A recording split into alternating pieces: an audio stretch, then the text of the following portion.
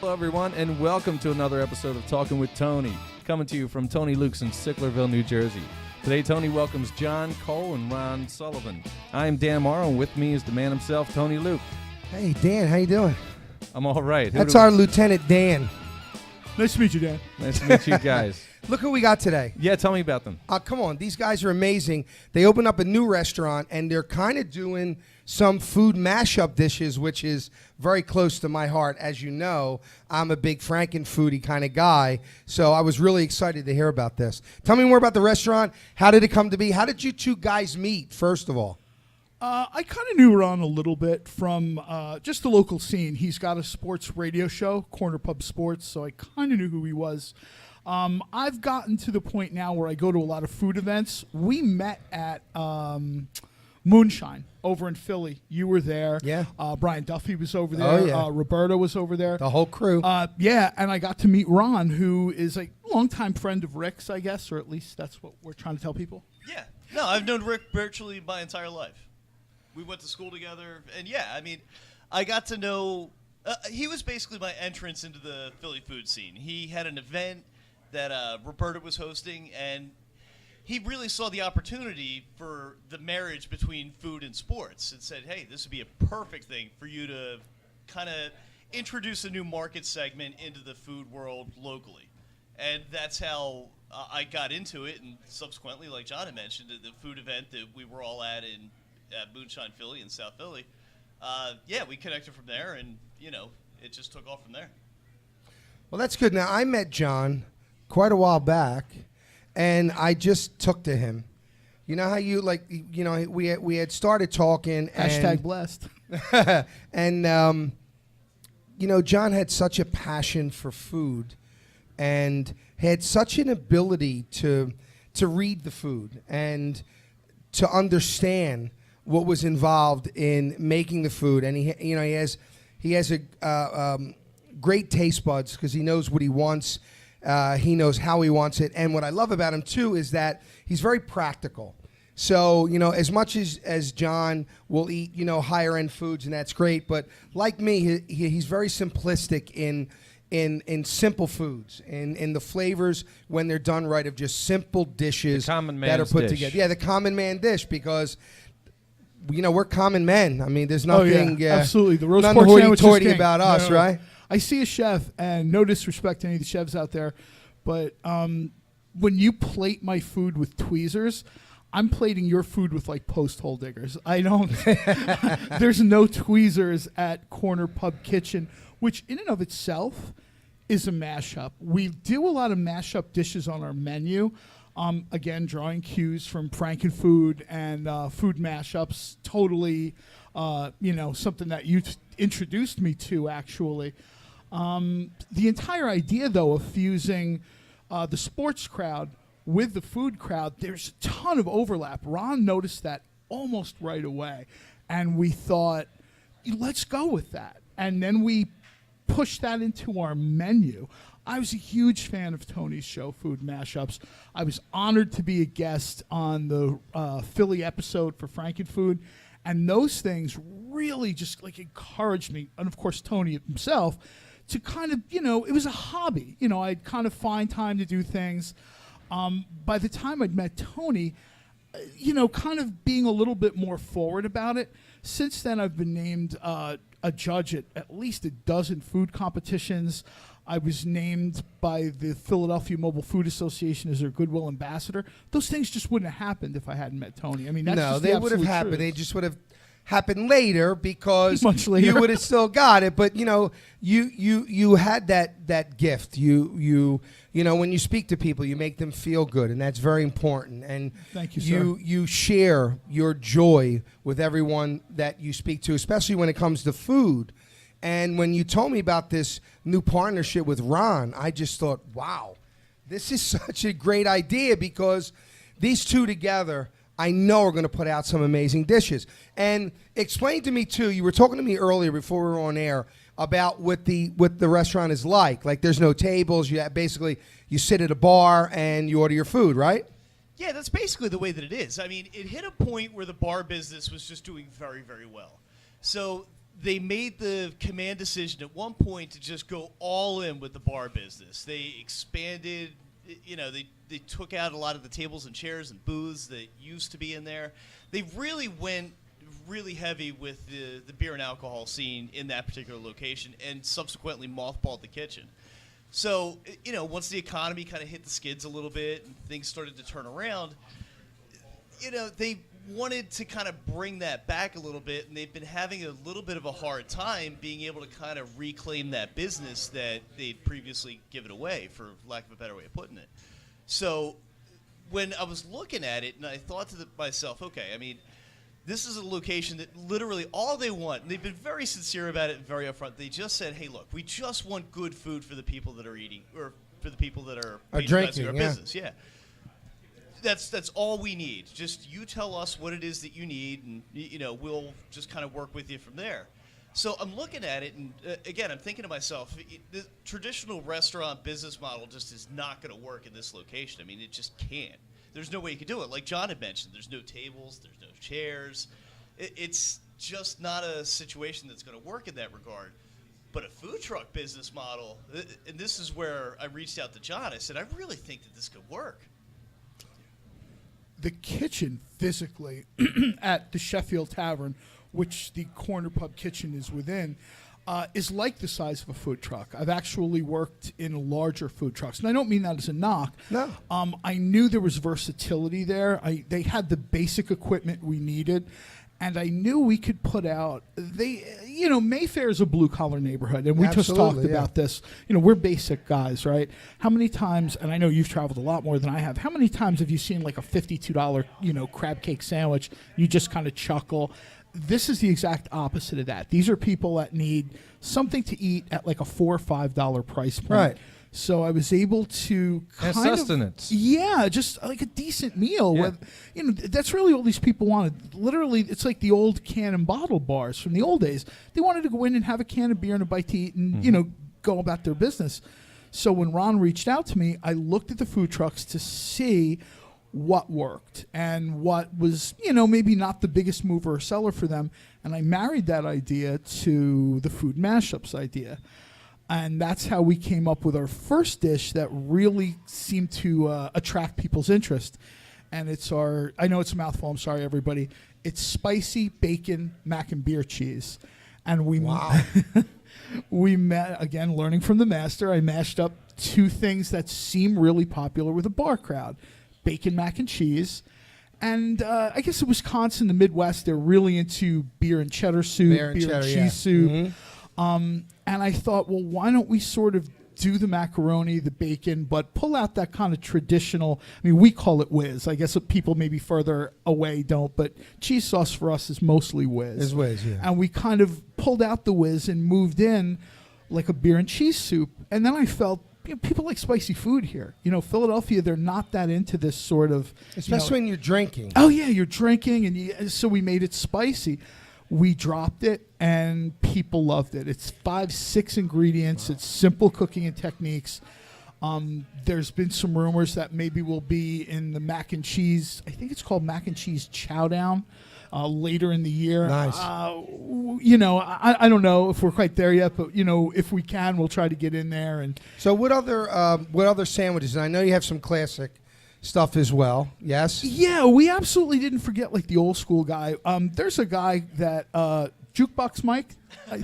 He really just wanted 2 dogs with mustard and onions. That's all the guy wanted was 2 dogs with mustard and onions and a Miller Lite or something else. And he was worried when he saw us in there, that wasn't going to happen. And I'm like, no, we got it. We just do the hot dogs a little bit differently. People have talked about, my ancestry, Pennsylvania Dutch. A lot of the people out there cook hot dogs in cast iron, in bacon fat, butter, whatever they've got around. So rather than just drop 2 dogs in the fryer, you could do that everywhere, or put them in a hot box. Let's be honest, Wawa does that. So we're not butting heads with Wawa. And Ron and I had talked about that. We don't want to do what other people are doing. Right. So we decided to get some cast iron pans and we just griddle the dogs. Nice. In bacon fat, in butter, in hot sauce to kind of give them just something different. Right, but you see what's funny too? This is what I mean. He said, look, we decided just to do them in some cast iron pans. Well, if you go back 50, 60 years, homes had cast iron pans. They didn't have this non-stick Teflon kind of pan. They used, because I remember as a kid growing up learning how to put away a cast iron pan, because like today's pans, you wash them out, you do it, you throw it away. But you got to rub it with oil, and then you got to put it away because they'll rust. I rescued one of the hot dog griddles that we have over at Corner Pub Kitchen. I rescued it from basically a local flea market. It looked like a hunk of metal. The person who had it kind of didn't know what he had. So in the typical sort of flea market... People are now hanging this on their walls just for decor. Oh, right, yeah. And it's a shame because it's such a great it's a instrument great to cook in. It really is. So I rescued it. Had a friend who kind of took the rust off, got it back together. And now basically we heat it up on a range top. We hit it with some bacon fat, maybe butter, hot sauce, whatever. And we're griddling the dogs on this thing. And it works. People like it. We've had a couple people say, I haven't had a hot dog like this before. And I'm thinking if we can sort of mash up old techniques with new techniques, dishes, the entire spirit of this, from my point of view, is almost like an actualization of food mashups that you did, but not just the food, the entire thing, the service. Our menu changes all the time. It's like a food truck. We prep our stuff, we cook our stuff, and when we're done, Ron and I sit down, take a deep breath. He texts me, and what's next? That's always what's going on with Ron and I. Good job. Thanks everybody for coming. And then the next thing he'll say to me is, "What's next?" Yeah. See, it's a good relationship that you two have because there's a real mutual respect there. So, and when you have that and you start incorporating ideas from each other, magic happens. I mean, it really does.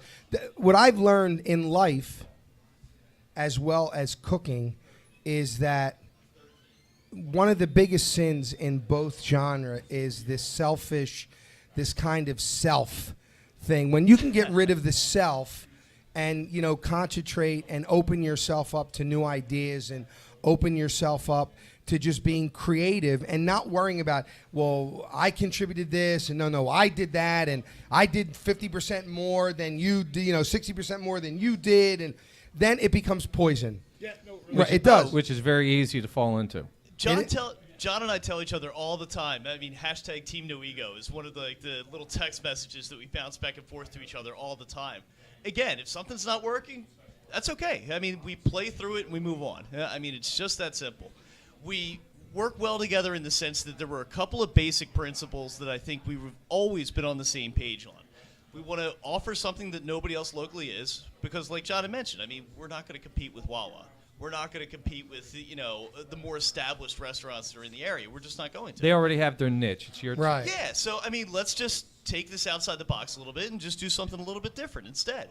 So we wanted to offer creative food, cooked well, at an affordable price point. And that's it. As long as we're within the context of that framework somewhere, we've always generally been on the same page. Now, I want to say something, too. I want to share a little something that you guys said to me earlier. So to give you an idea, everyone who is watching, to give you an idea why you have to go there and you have to try this food, is I had said to them, look, if you want to bring something on the show, and then we can show it. Now, you can't taste it. You can't smell it. All you can do is see it.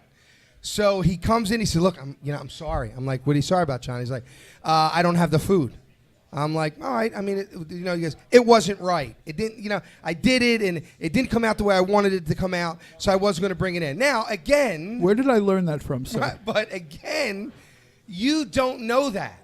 But that's how amazing his integrity is, because he can easily lie and go, hey, here it is. And you go, oh, this is delicious. This is, he could tell me before the show, look, this isn't right. It could be better. And then you go, oh, this is great, which to be honest, I wouldn't do, because that's not who I am either. If I tell you something is great, if I tell you something that a certain dish moves me, then I'm not going to lie to you if it doesn't move me. I may go, oh, it's good. I give you that. It's good, but it's not moving me. When I love something, you can tell. But that in itself, I needed to share with you, because if that doesn't tell you that when you go and eat at their restaurant bar, which is I would never think. I would see a small kitchen and go, I can't work here. He sees a small kitchen and goes, oh, food truck, kitchen, let's do a food truck menu. Again, that's genius to me. Like I would not have thought of that. Well, they say genius is somebody that shoots at a target no one sees and hits it. Wow. Lieutenant Dan. I like that. Let him do the rest of the show. See, I told you I need some brains on the show because I don't have.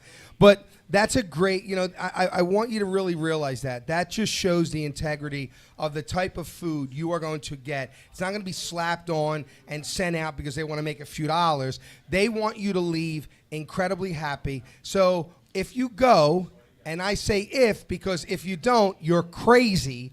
You need to go. Stop in, have a drink, and feel the experience because that's what these two guys are giving you. They're not just giving you something to fill your belly. You are filling your belly, but you're getting more to that, more than just filling your belly. So do me a favor, guys. Give them the exact name of the place, give them the address of where you are, give them the phone number, which we'll put up all this information at the end of the show anyway, but give them all that stuff, and I'm going to come down. And I still have not had a chance to get down there, and I am dying to get down there and try this food. Well, we wanted to make sure that there was a certain amount of integrity with what we did. We wanted to be able to, when we invited people to stop and sample everything that we're doing, we really wanted to make sure that it was of the quality that we wanted to present ourselves with. I mean, like you had insinuated before, there is a certain amount of integrity that needs to go into this. I mean, John made the analogy very early in the process when we're kind of doing a little bit of market research in the area. The people that have eaten at the Sheffield Tavern for the recent past, anyway, they've been like a cheated on girlfriend. I mean, that was the best way to put it. They don't trust that they're going to get good, honest food at a reasonable price yet. That was one of the things that we really need to overcome in the neighborhood. And I think it's interesting that for as simple as your business plan is, the business model, nobody really does it anymore. No. So in wrapping up, where else can we find you? What websites and contact information? Well, you can look up a lot of the sandwiches that we would like to eventually move to at cornerpubsports.com. There's a beers and grubs section. You could just look through any of John's sandwiches that he's done for us in the past. All the Hashtag cornerpubgrub. Yeah, I mean, any of the things that he's put together for us in the past can be found there. A lot of what we're basing our menu options on now comes from what he's done for us before. The restaurant itself is inside the Sheffield Tavern. It's 4501 Sheffield Avenue in the Mayfair section of Philadelphia. So now look, if you're in the Northeast, you know exactly where it is. If you're not in the Northeast, a flub, Northeast. If you're not in the Northeast, then look it up on Google, and Google Maps will take you right where you need to go. That's how they say it at about 3 a.m. when they stumbled out of the tavern. So I live in the Northeast. Yeah, I live in Northeast. So we're open all night, too. I mean, I'll cook until people just don't want to eat anymore. So, I mean, I'll be in there until 1:30, 2 a.m. in the morning. I mean, that's when people want food. That's when I get So now are you 7 days a week as well? Yeah. 7 days a week. Look, I can't tell you how happy I was to have you on the show. I'm looking forward to great things from both of you, and I know you will do it, and I really appreciate it. So get up there, try this food. I'm going to take Lieutenant Dan with me when we go up there because he's a big drinker. Me, not so much. You'll fit right in. Yeah. We're going to talk about maybe having a frequent drinkers club at some point. Well, thanks for watching another episode of Talkin Wit Tony. And as always, stay true to yourself and bless you all. Take care.